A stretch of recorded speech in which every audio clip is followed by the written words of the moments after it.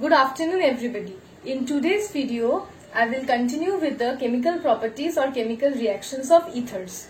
Today I will start with the reactions which involve the cleavage of CO bond of ethers. Among these, the first is the reaction with halogen acids.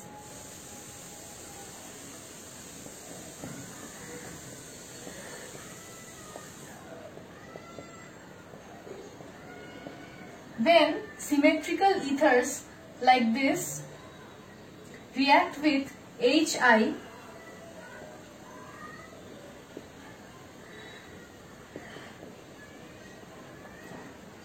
Then it results in the formation of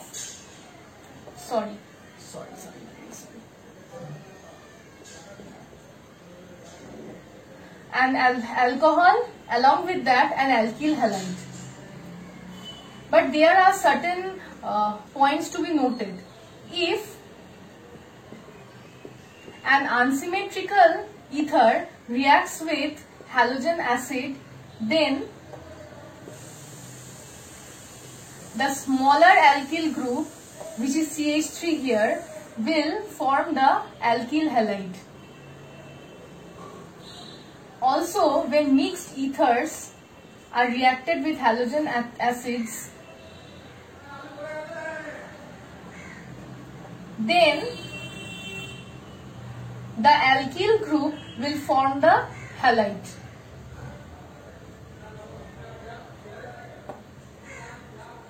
And the aryl part will form the alcohol.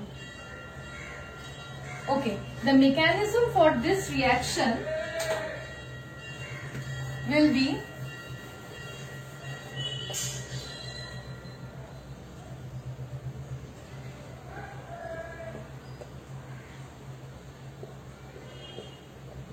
the lone pair on this oxygen will obstruct the hydrogen, leading to breakage of HI bond.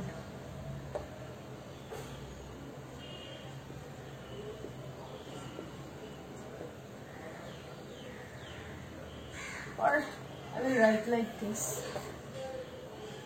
That will be easier for you to understand.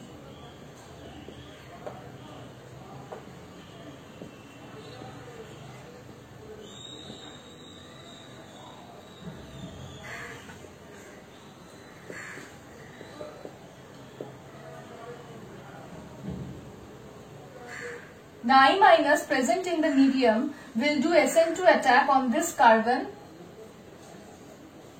leading to the formation of an alcohol, along with that and alkyl halide.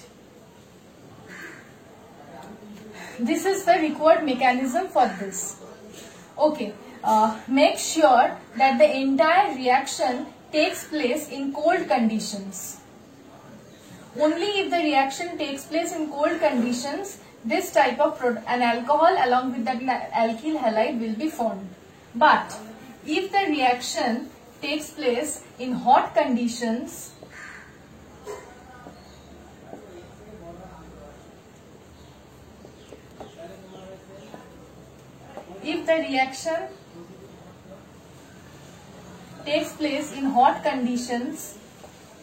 then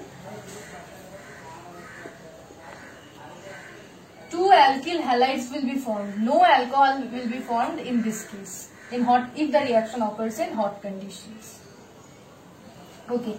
Next reaction is hydrolysis. If a symmetrical ether like this is boiled with water, I just boil also here, is boiled with water, then two molecules of single type of alcohol is formed. Here only ethanol is formed. But in case of unsymmetrical ethers,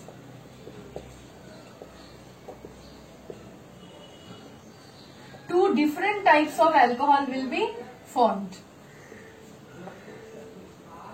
Methyl alcohol and ethyl alcohol in this case. The next reaction will be reaction with sulfuric acid. If ether reacts with dilute sulfuric acid, in fact if it is heated with dilute sulfuric acid, then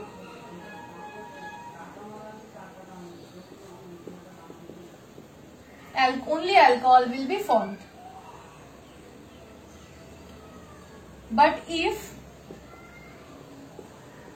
ether is heated with concentrated sulfuric acid, then we will get a mixture of alcohol and oxonium salts.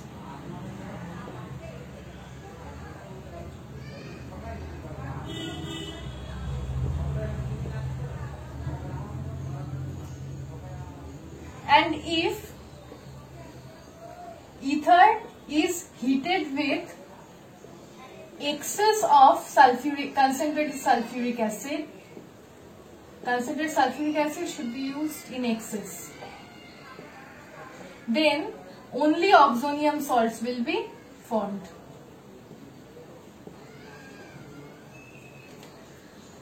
These are the reactions of ether with sulfuric acid. Next is the reaction with phosphorus pentachloride.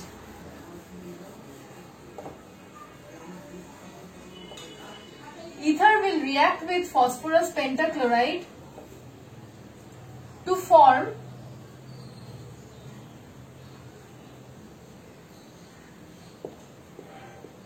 alkyl chloride and along with that PoCl3.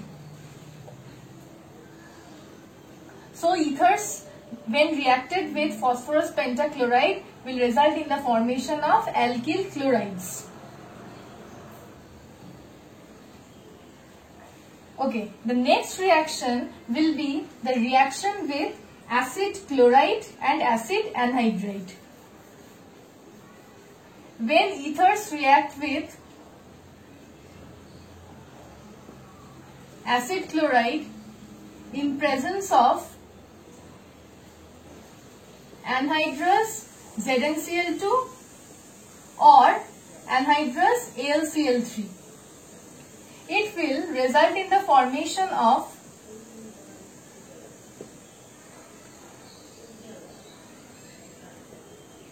an alkyl halide and along with that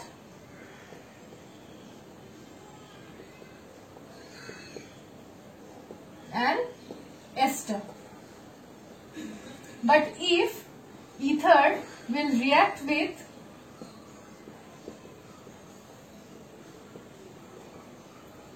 acid anhydride,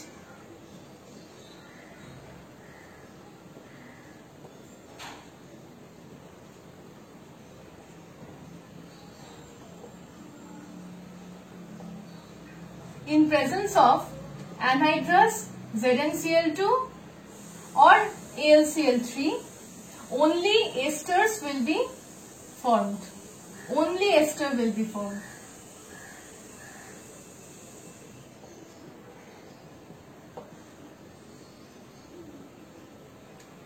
No alkyl chloride will be formed, only ester will be formed in this reaction. If ether is reacted with acid anhydride. But if ether is reacted with acid chloride, then alkyl chloride along with that ether will be formed. Okay. The last reaction in this category is dehydration.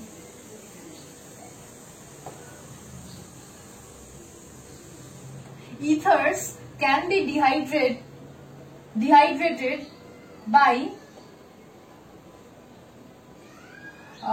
heating to 360 degrees Celsius in presence of alumina, which is Al2O3, resulting in the formation of alkene.